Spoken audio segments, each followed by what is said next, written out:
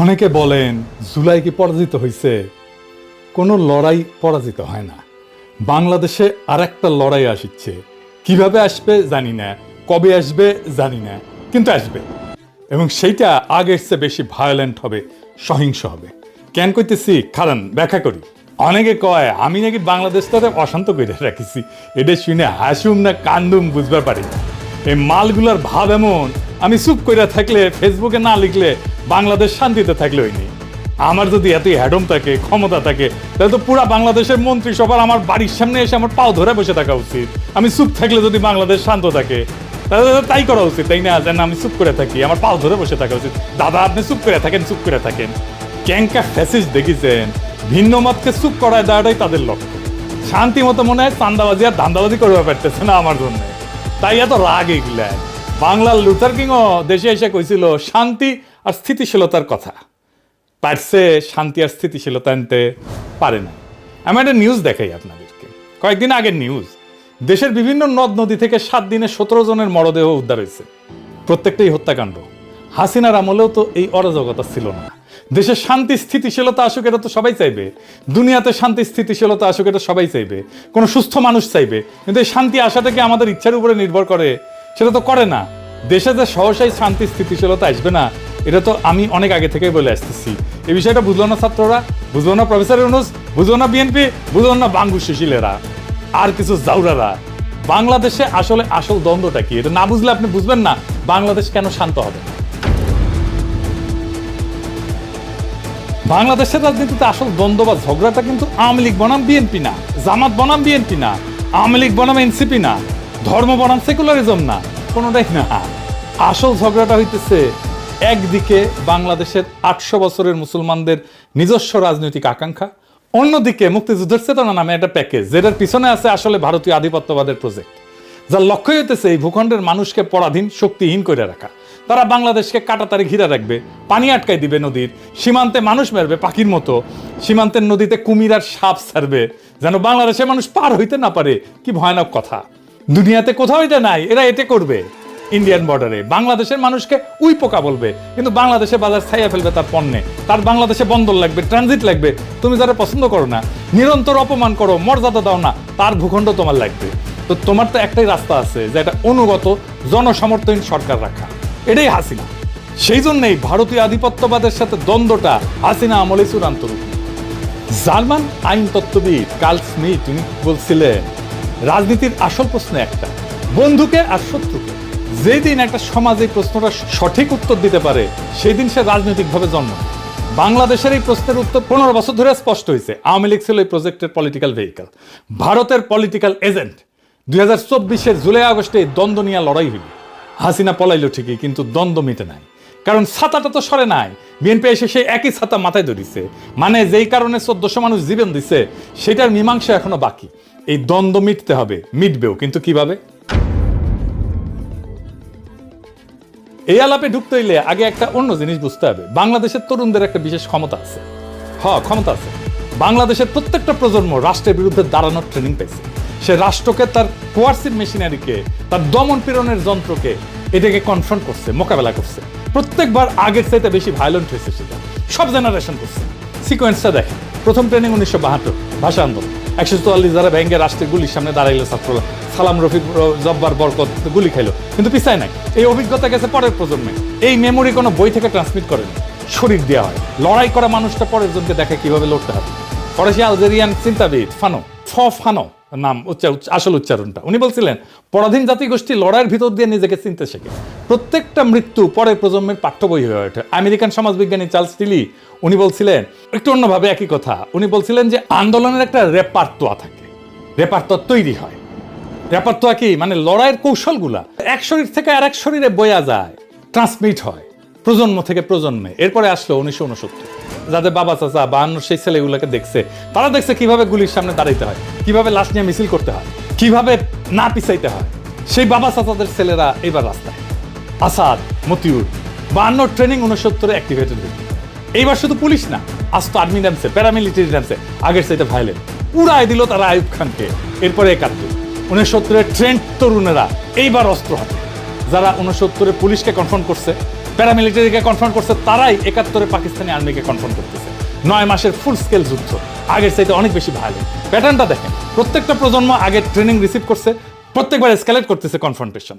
71-এ রণাঙ্গনে সক্রিয়ভাবে লড়ছে প্রায় 1050, অনেকে বলে 30,000। যাই হোক, এই সংখ্যক তরুণ, তাদের আকাঙ্ক্ষা কি ছিল? একটা নতুন সমাজ, মুক্ত সমাজ। কি পাইল? বাকশাল। জার্মান চিন্তাবিদ হ্যানা আরেন্ট উনি বলছিলেন যে প্রত্যেকটা বিপ্লবে একটা মুহূর্ত থাকে যখন মানুষ সত্যিকারের স্বাধীনতার স্বাদ পায়, কিন্তু সেই স্বাদটা প্রায় হারায় যায়, আর সেই হারানো জিনিসটা পরের প্রজন্ম খুঁজতে থাকে।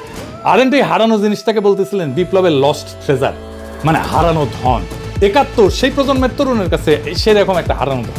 সে যখনই আইডেন্টিফাই করছে যে কে তার হারানো ধন কাইরে নিছে, তারে খাইয়া দিছে সেই তরুণ। ওদের আকাঙ্ক্ষা মেটে নাই, কিন্তু তাদের হাতে তো ট্রেনিংটা ছিল। তারা চুপ থাকে না। জাসদ কেন হইল? 15 আগস্ট 75 কেন হইল?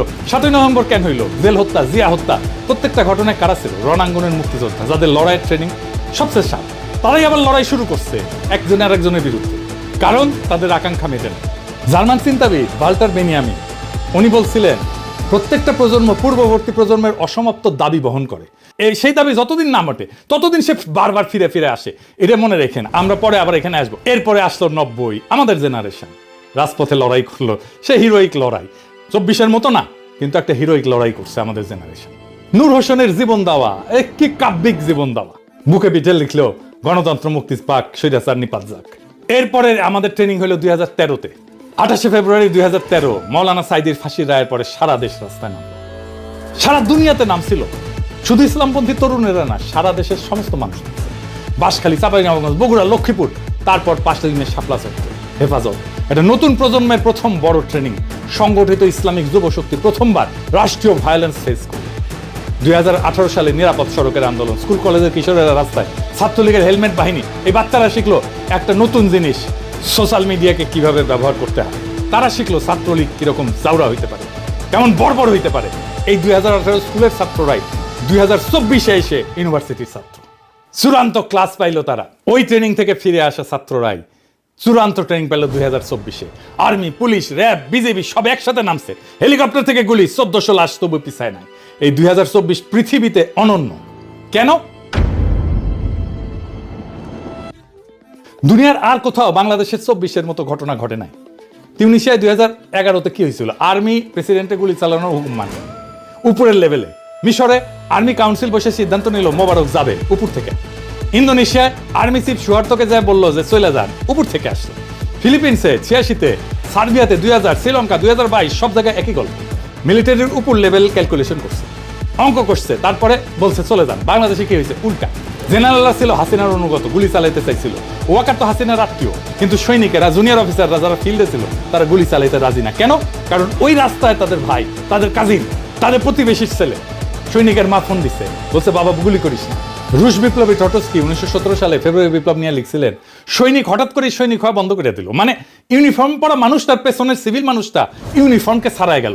বাংলাদেশে 2024-এর জুলাই আগস্টে এটাই হয়েছিল। ইউনিফর্ম ফুইরা আসল বাংলার পলিমাটির সন্তান বাইরে হয়ে আসলো।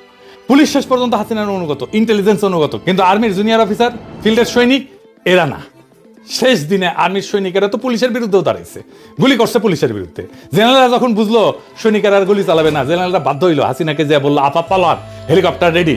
আর একটা প্রমাণ দেখায়, এই বিষয়টা আমি জানি জন্য বলতেছি, যে ফোনদের আলো দিল্লি স্টার, যে ইন্ডিয়ার 2 ফ্ল্যাগশিপ পত্রিকার অফিস আক্রান্ত হইলো না, ওখানে আর্মি ছিল, আর্মি ডিফেন্ড করলো না কেন? কারণ সৈনিকেরা ওই পত্রিকা বাঁচাইতে, রক্ত দিতে রাজি না। তারা নিজেরাই আর সেই বয়ান বিশ্বাস করে না। এটা ইতিহাসে বিরল, প্রায় অনন্য। খালি হাত লক্ষ লক্ষ তরুণ হেলিকপ্টারের গুলির নিচে দাঁড়াইছে, পিছায় নাই, জিতছে। একটারে মারি, একটাই যায়, অন্যগুলা যায় না। শুনেছেন না? শুনে নাও। একটা আহত হয়, একটাই যায় স্যার, বাকিটি যায় না। এটি স্যার সবচেয়ে বড় আতঙ্কের এবং দুশ্চিন্তার বিষয়। দুনিয়ার কোথাও এটা ঘটে নাই। এই লড়াইয়ের আরেকটা অনন্য বিষয় ছিল যে এই লড়াইয়ে কোনো নেতা ছিল না, কোনো নেতা ছিল না এই লড়াইয়ে, কোনো পার্টি ছিল না, কোনো কমান্ড ছিল না। ছাত্ররা সমন্বয়ক বানাইছিল ঠিক, কিন্তু তারা লড়াই ডিরেক্ট করেনি। তারা লড়াইয়ের প্রতীক হয়েছিল। লেনিন বলছিল বিপ্লবের জন্য ভ্যানগার্ড পার্টি লাগে। 2024 লেনিনকে ভুল প্রমাণ করছে। তাহরির স্কোয়ারে মিশরে হয়েছিল লিডারলেস বিপ্লব, ফেল করছে। অকুপাই ওয়াল স্ট্রিট লিডারশিপ ফাঁপা হয়ে গেছে। হংকং 2019 এই আন্দোলন ছিল লিডারলেস, হারছে।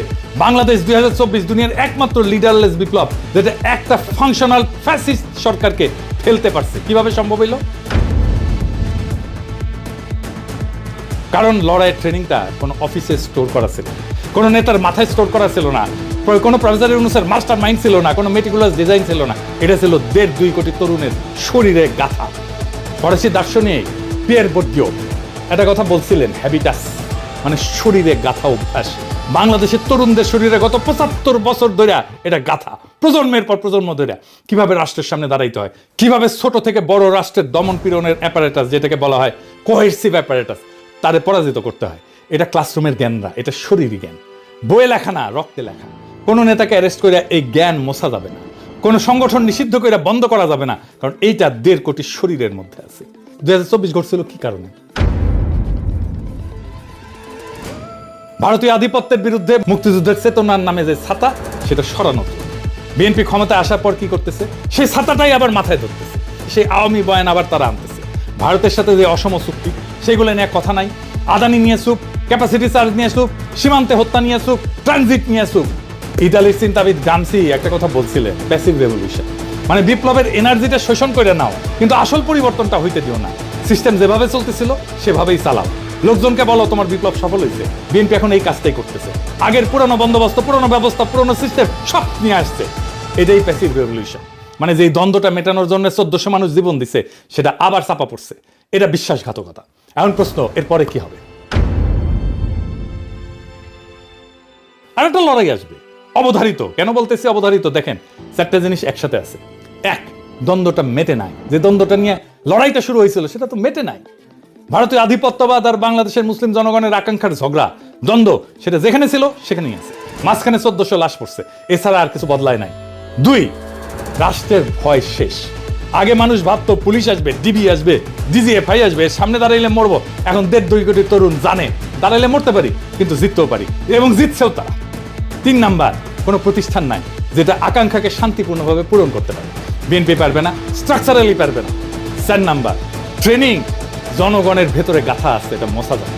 টার্কিশ আমেরিকান অর্থনীতিবিদ তিমুর কুরান একটা মডেল দিচ্ছে। উনি বলেন, যখন মানুষ পাবলিকলি এক কথা বলে কিন্তু মনে মনে অন্য কথা ভাবে, বিএনপির মতো আর কি, তখন একটা সিস্টেম দেখতে খুব শক্ত মনে হয়, কিন্তু আসলে ভেতরে ফাঁপা। বিএনপি ফাঁপা হয়ে গেছে ভেতরে, দেখেন না, কিছুই করতে পারতেছে না।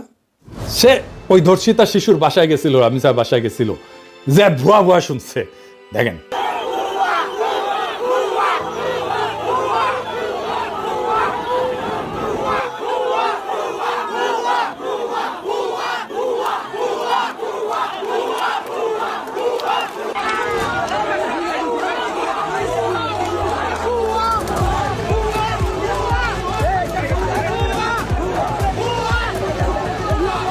এতগুলো মন্ত্রী, এতগুলো জাদ্রেল মন্ত্রী, আইন মন্ত্রী, স্বরাষ্ট্রমন্ত্রী, ক্রীড়ামন্ত্রী ভুয়া শুনতেছে। তারপরে দেখেন জঙ্গল সলিমপুরে আক্রমণ করছে সন্ত্রাসীরা, র্যাবের ক্যাম্পে বুলডোজার নিয়ে গেছে, দেওয়াল ভেঙে দিছে, মাটি কেটে ফেলছে, রাস্তা কেটে ফেলছে 3 জায়গায়। চিন্তা করে, মানুষ মানতেছে না, কারণ ভেতরে ভেতরে ফাঁপা। কোনো ছোট ঘটনা ট্রিগার করলে পুরা সিস্টেম তাসের ঘরের মতো কইরা। 1989-এ পূর্ব ইউরোপে এটা ঘটছিল, 2024-এ বাংলাদেশে এটাই ঘটছে। বিএনপি রেজিমও একই জিনিস ঘটবে। আমেরিকান সমাজবিজ্ঞানী মার্ক গ্র্যানোভেটার আর একটা কথা বলছিলেন, প্রত্যেকটা মানুষের একটা থ্রেশহোল্ড আছে, মানে কতজন আগে নামলে সে নামবে। আগে বাংলাদেশের তরুণদের থ্রেশহোল্ড ছিল অনেক উঁচু, অনেক ভয়, অনেক শঙ্কা, অনেক বিপদ। এখন অনেক কম, কারণ তারা একবার নামছে এবং জিতছে। মানে আগে রাস্তায় নামার জন্য যে বিশাল ট্রিগার লাগতো, এখন ছোট ট্রিগারই যথেষ্ট। 2024 কিভাবে শুরু হয়েছিল? চাকরির কোটা, ছোট ইস্যু।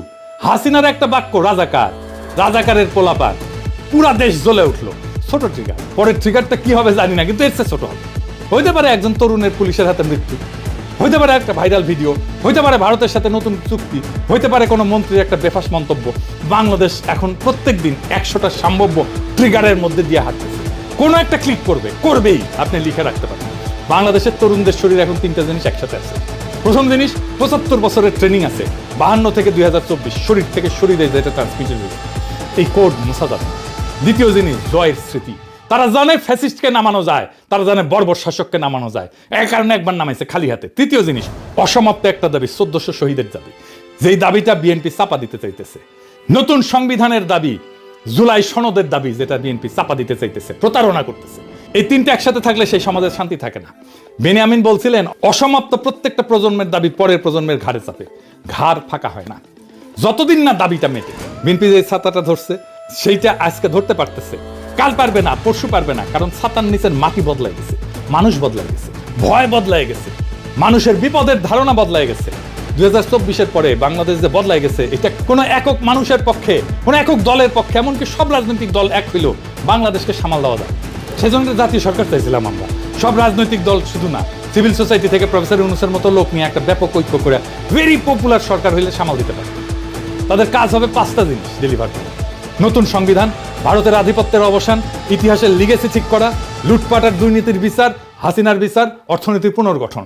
বিএনপি ফেল করবে, আর পরের ট্রিগারের অপেক্ষা করবে। সেই ট্রিগার আসবে, ছোট হবে, যেমন ছোট ছিল কোটা সংস্কার আন্দোলনের ট্রিগার। আজকালকার তরুণেরা কাউরে মানে না, কাউরে মানে না, শুধু নিজেকে মানে। সেই জন্যই এটা বড় বিপদ। এবং সেই দিন যেদিন এই সংঘাত আবার শুরু হবে, আবার বিস্ফোরণ হবে, আবার বারুদ জ্বলা উঠবে, সেদিন বিএনপি যে অবস্থায় থাকবে, হাসিনা 5ই আগস্ট সেই অবস্থায় ছিল। পার্থক্য একটাই, হাসিনা পলাইতে পারছিল কারণ আর্মি দ্বারা বের হইতে দিছিল, পরের বার যিনি থাকবেন তার জন্য সেই দরজা বন্ধ থাকতে পারে। দ্বন্দ্বটা মিটবে হয় ভেতর থেকে শান্তিতে, নয় বাইরে থেকে আর একটা রক্তাক্ত সংঘাতের মধ্যে দিয়ে। আমার মনে হয় না বাংলাদেশের তরুণরা বেশি দিন অপেক্ষা করবে। তাই আমরা একটা আখেরি লড়াইয়ের দিকে যাইতেছি। সেই লড়াই সম্ভবত খুব দূরে না, খুব কাছে, এবং জনতা প্রস্তুতি নিতেছে, তার বিভিন্ন চিহ্ন চারিদিকে প্রকাশিত হইতেছে। খেয়াল রাখেন, সামনে দিন আসবে, শেষ লড়াইয়ের দিন, আখেরি লড়াইয়ের দিন। সেই লড়াইয়ে জিততে হবে, অসমাপ্ত কাজ সমাপ্ত করতে হবে। ইনকিলাব জিন্দাবাদ।